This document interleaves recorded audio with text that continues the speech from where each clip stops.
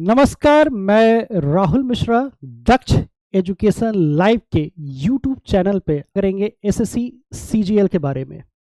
SSC क्या होता है उसके बारे में कंप्लीट इंफॉर्मेशन आपको इस वीडियो में मिलेगा। तो आइए शुरू करते हैं इस वीडियो को।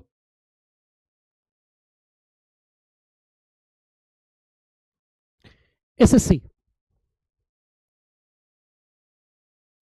एसएससी का फुल फॉर्म होता है staff selection commission. Staff selection commission मतलब हुआ कर्मचारी चयन आयोग। एसएससी शुरुआत में जो इसका फुल फॉर्म था वो था सब ऑर्डिनेट सर्विसेज कमीशन। 4 नवंबर 1975 को इसको इस्टेब्लिश किया गया था। उस समय इसका फुल फॉर्म हुआ करता था सब ऑर्डिनेट सर्विसेज कमीशन। बाद में 22 सितंबर 1977 को इसको चेंज कर करके कर दिया गया staff selection commission. SSC staff selection commission ये कहता है कि अगर आप 10th पास कर चुके हैं और आप 18 वर्ष के हो चुके हैं, अगर आप 10th पास कर चुके हैं 18 वर्ष के हो चुके हैं तो आप एसएससी के फॉर्म को भरने के लिए एलिजिबल है। सबसे पहले जो 12th बेसिस पे जो फॉर्म आता है उसको हम लोग बोलते हैं CHSL। फिर 10th लेवल पे जो फॉर्म आएगा उसको हम लोग बोलते हैं MTS। ग्रेजुएशन के बेस पे जो फॉर्म आता है उसको हम लोग बोलते हैं CGL। और एक और फॉर्म आता है ग्रेजुएशन बेसिस पे जिसको हम लोग बोलते हैं CPO। ये 4 फॉर्म सबसे ज़्यादा इंपॉर्टेंट होता है एसएससी के अंतर्गत। इसके अलावा भी बच्चे फॉर्म भरते हैं। एक फॉर्म आता है जीडी का, एक फॉर्म स्टेनोग्राफर का। इसके अलावा भी बहुत सारे फॉर्म है, बट ये जो 6 फॉर्म है इसको एसएससी सबसे ज़्यादा इंपॉर्टेंट माना है। अब बात करेंगे CHSL के बारे में। आप इसको चाहते हैं स्क्रीनशॉट मार के रखना तो आप स्क्रीनशॉट मार के रख सकते हैं। CHSL मैं इसके फुल फॉर्म को आपको समझा दूं। CHSL क्या होता है? ये आता है 12th लेवल पे। कब आता है? 12th लेवल पे। CHSL जो है इस 12th को कुछ बच्चे जो होते हैं वो बोलते हैं इंटरमीडिएट, और इसी 12th को CBSE वाले जो बच्चे होते हैं वो बोलते हैं 10+2, और इसी 12th को हम लोग एक और नाम से जानते हैं, वो होता है हायर सेकेंडरी।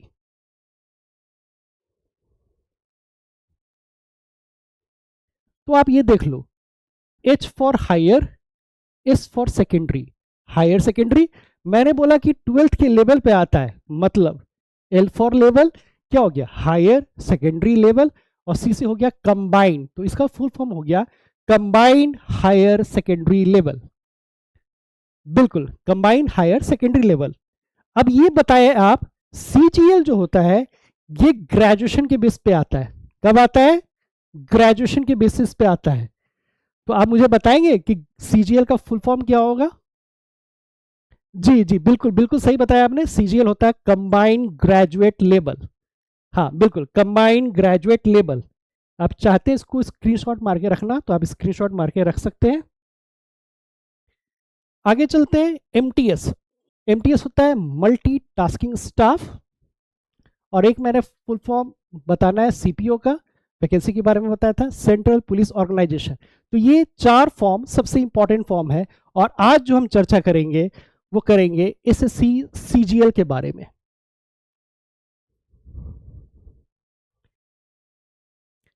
जैसे मैंने बताया कि CGL जो होता है इसके लिए जो क्वालिफिकेशन होगा वो होगा ग्रेजुएशन।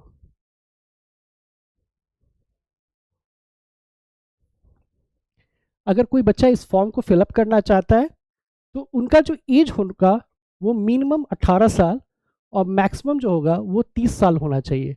कुछ फॉर्म के लिए इसका जो एज होगा वो 32 साल तक होगा, अगर आप जनरल कैटेगरी से हैं तो। लेकिन अगर आप OBC से हैं तो यहीं पे +3 इयर्स, और अगर आप SC/ST कैटेगरी से हैं तो यहीं पे आपको 5 इयर्स आपको एडेड एडवांटेज मिलेगा।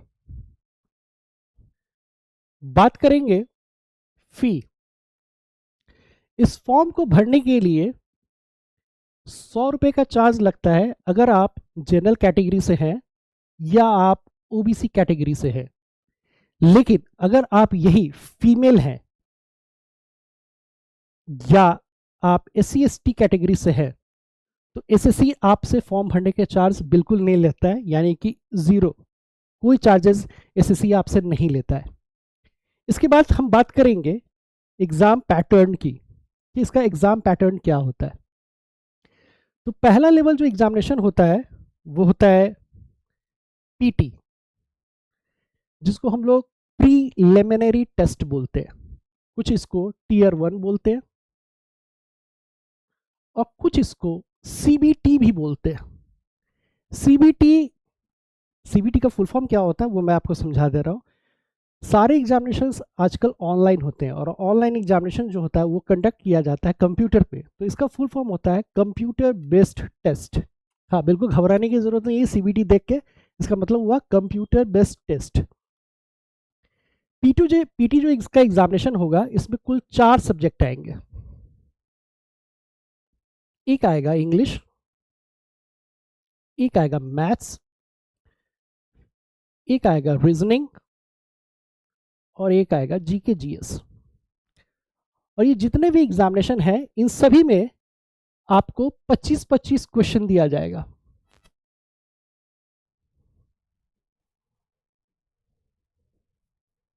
मतलब यहाँ पे आपसे जो पूछा जाएगा वो एग्जामिनेशन में 100 क्वेश्चन होगा और हर एक क्वेश्चन का वैल्यू 2 नंबर होगा। मतलब कुल जो एग्जामिनेशन होगा ये 200 मार्क्स का एग्जामिनेशन होगा आपका। 200 मार्क्स का एग्जामिनेशन होगा। समय जो मिलेगा आपको वो 1 घंटे का समय मिलेगा। और मैं आपको ये बता दूं कि इसमें जो निगेटिव मार्किंग होगा वो हर एक गलती पे 0.5 मार्क्स का डिडक्शन किया जाएगा। यस, 0.5 मार्क्स का डिडक्शन किया जाएगा। और ये क्वालिफाइंग नेचर का एग्जाम होता है, मतलब इसका मार्क्स जो होगा वो मेरिट लिस्ट में काउंट नहीं किया जाता। ये सिर्फ क्वालिफाई करके नेक्स्ट राउंड यानी नेक्स्ट राउंड मेंस में जाने के लिए ये एग्जामिनेशन आपको फेस करना पड़ता है। यस, आप इसको चाहते हैं स्क्रीनशॉट मार के रखना तो आप स्क्रीनशॉट मार सकते हैं। अब हम बात करेंगे टीयर 2 की। टीयर 2 कुछ बच्चे इसको मेंस के नाम से भी जानते हैं। मेंस के एग्जामिनेशन में कुल 3 सेक्शन होते हैं। सेक्शन 1 में आपसे मैथ्स एंड रीजनिंग का क्वेश्चन पूछा जाएगा और इस दोनों सेक्शन से आपको 30 क्वेश्चंस पूछे जाएंगे। मतलब कुल 60 क्वेश्चन होंगे और हर एक क्वेश्चन का वैल्यू 3 मार्क्स का होगा। मतलब कुल 180 नंबर का ये एग्जाम होगा। आपको 1 घंटे का समय मिलेगा। यस, सेक्शन 1 में 2 पेपर ही आएगा, मैथ्स एंड रीजनिंग। 30 क्वेश्चन पूछे जाएंगे इस दोनों सेक्शन से। कुल 60 क्वेश्चन होगा। हर क्वेश्चन का वैल्यू 3 नंबर यानी 180 मार्क्स। फिर सेक्शन 2। सेक्शन 2 में आपसे इंग्लिश एंड जीके जीएस के क्वेश्चन पूछे जाएंगे।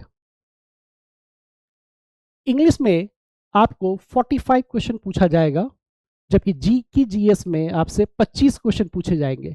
मतलब कुल 70 क्वेश्चन आएंगे एग्जामिनेशन में और हर एक क्वेश्चन का वैल्यू 3 मार्क्स, 210 नंबर का ये एग्जामिनेशन होगा। समय यहाँ भी 1 घंटा और मैथ्स और रीजनिंग के लिए भी 1 घंटे का समय मिलेगा। आपको मैं बता दूं कि मेंस में जो नेगेटिव मार्किंग होता है वो एक, अगर आपने गलती किया है तो 1 मार्क्स का डिडक्शन किया जाएगा। बिल्कुल, रीजनिंग और मैथ्स में भी एक गलती करने पे 1 नंबर का डिडक्शन किया जाएगा और इंग्लिश और जीके जीएस में भी अगर आप गलती करते हैं तो 1 नंबर आपका डिडक्ट किया जाएगा एक गलती करने पे। इसके बाद जो सेक्शन 3 होगा, सेक्शन 3 में एक आपका पेपर आएगा कंप्यूटर का। 20 क्वेश्चन पूछे जाएंगे आपसे। हर क्वेश्चन का वैल्यू 3 मार्क्स, यानी 60 मार्क्स का ये एग्जामिनेशन होगा। और आपको जो समय मिलेगा वो 15 मिनट्स का मिलेगा। और मैं आपको बता दूं कि ये जो कंप्यूटर का एग्जामिनेशन जो होगा ये सिर्फ क्वालिफाइंग होगा, इसका मार्क्स ऐड नहीं किया जाता है। जी हाँ, बिल्कुल सही सुना आपने, इसका मार्क्स ऐड नहीं किया जाता है। और इसी में एक और सेक्शन आएगा, वो होगा आपका टाइपिंग का। इसमें आपको एक डेटा एंट्री करना होगा, ये आपका दिया जाएगा सेक्शन 3 में। अगर आप इसको क्वालिफाई कर जाते हैं तो फिर आप जॉब के लिए एलिजिबल हो जाते हैं। मैं आपको एक और चीज बता दूं कि एसएससी सीजीएल 2026 सभी लोग इसके बारे में डिस्कस कर रहे हैं कि ये वैकेंसी कब तक आएगा। तो मैं 3 साल का पैटर्न आपको समझा दे रहा हूं। 2023 में ये जो वैकेंसी है ये अप्रैल के महीने में आया था, और ये जो वैकेंसी था ये टोटल 8400 के आसपास वैकेंसी आया हुआ था। 2024 में ये जो वैकेंसी है ये जून के महीने में आया, और ये बढ़कर 17,000 के आसपास वैकेंसी आया। जबकि इस साल यानी 2025 में ये इस साल भी ये जून में आया है, और इस साल जो वैकेंसी है वो घटकर लगभग 14,500 के आसपास था, 14,500 के आसपास ये वैकेंसी आया। तो इस अनुमान से मैं ये आपको बताना चाहूँगा कि 2026 में जो ये वैकेंसी है ये मार्च से अप्रैल तक आ जाएगा। और टेंटेटिवली जो मैं अनुमान लगा रहा हूँ, यहाँ भी 13,000 से लेके 15,000 के आसपास वैकेंसी आएगा। हाँ, बिल्कुल सही सुना आपने, 13,000 से लेके 15,000 के आसपास वैकेंसी आएगा। इसको आप स्क्रीनशॉट मार के रखना चाहते हैं, आप बिल्कुल रख सकते हैं। देखिए, कट ऑफ की बात करेंगे अगर आप, तो 2025 में जो पीटी का कट ऑफ आया है वो 153 मार्क्स आया है लिस्ट 1 में। अगर लिस्ट 2 की बात की जाए तो 152 मार्क्स है लिस्ट 2 का, और लिस्ट 3 में 136 नंबर पे आपका कट ऑफ गया है। इसका मेंस जो है 2025 का ये जनवरी में होने जा रहा है। और 2024 में जो कट ऑफ गया था उस साल भी 153 मार्क्स पे आपका 153 मार्क्स पे आपका गया था पीटी का, यस पीटी का कट ऑफ गया था। और जो मेरिट लिस्ट बना था वो बना था आपका 322 मार्क्स पे। जी बिल्कुल सही सुना आपने, 322 मार्क्स पे इसका मेरिट बना था। तो अनुमानतः इस बार भी आपका जो होगा वो 320 के आसपास का ही आपका मेरिट लिस्ट बनना चाहिए। तो मेरे तरफ से जितने भी उम्मीदवार हैं जो सिलेक्टेड कैंडिडेट है टीयर 1 के, जो टीयर 2 का एग्जामिनेशन फेस करने जा रहे हैं, मैं उन सभी को कॉन्ग्रेचुलेशन देना चाहता हूँ, ऑल द बेस्ट बोलना चाहता हूँ कि वो अपना मेंस का एग्जामिनेशन अच्छे से करें। 2026 के जो कैंडिडेट हैं जो अभी से सीजीएल की तैयारी करना चाहते हैं, तो मैं आपको ये बताना चाहता हूँ कि आप नोटिफिकेशन आने का वेट मत करें। अगर आप सोच रहे हैं कि ये नोटिफिकेशन मार्च में आएगा, मार्च में जाके मैं प्रिपरेशन स्टार्ट करूंगा, तो माफ करिए, आप इस साल के सीजीएल में सिलेक्ट नहीं हो पाएंगे। बिल्कुल, अगर आप चाहते हैं कि 2026 में हम अपना एसएससी सीजीएल में एक पोजीशन अपने आप को एक्वायर करना चाहते हैं, तो आपको आज से ही प्रिपरेशन करना स्टार्ट करना पड़ेगा। बिल्कुल सही सुना आपने, आपको आज से ही प्रिपरेशन करना स्टार्ट करना पड़ेगा। और दक्ष एजुकेशन सेंटर जो नया बैच है वो 5 जनवरी 2026 सुबह 9 से 11 स्टार्ट करने जा रहा है। बिल्कुल रजिस्ट्रेशन स्टार्ट है, आप आके अपना सीट ब्लॉक कर सकते हैं। Thank you.